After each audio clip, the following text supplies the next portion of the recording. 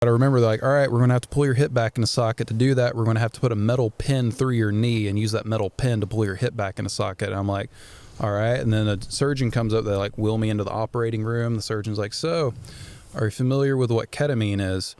And for me, guys, I've never done drugs. I've like seen a ton of programs on it, but I looked down, I was like, ketamine, like I've heard of it. Why? He's like, well, this is what we're going to give you to put you under. He's like, we're deciding to give this to you because you've been super positive the whole way in, like with everything that's been going on. So we think it'll work well for you.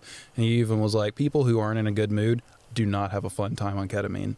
He's like, when we give it to you, just think of the best place in the world and it's going to take you there.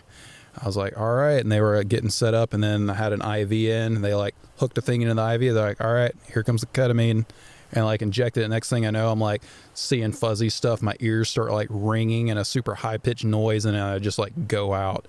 And I don't really remember any like hallucinations on the ketamine. I just remember at some point I start regaining a little bit of like consciousness of what's happening around me during the surgery, or to put the metal pin in my knee, and I hear like a power drill fire up, and next thing I know, I can like feel the power drill going through my knee, and it didn't hurt or anything. I just felt the pressure, and I could like feel the pressure of it like pushing through my skin on the other side, and then the tension of my skin releasing as the drill bit finally like went through it.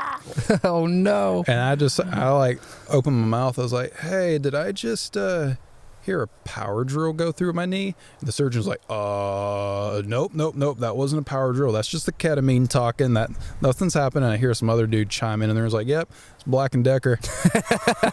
Straight out of Home Depot. I was like, man, guys, you couldn't at least use a DeWalt on me or something?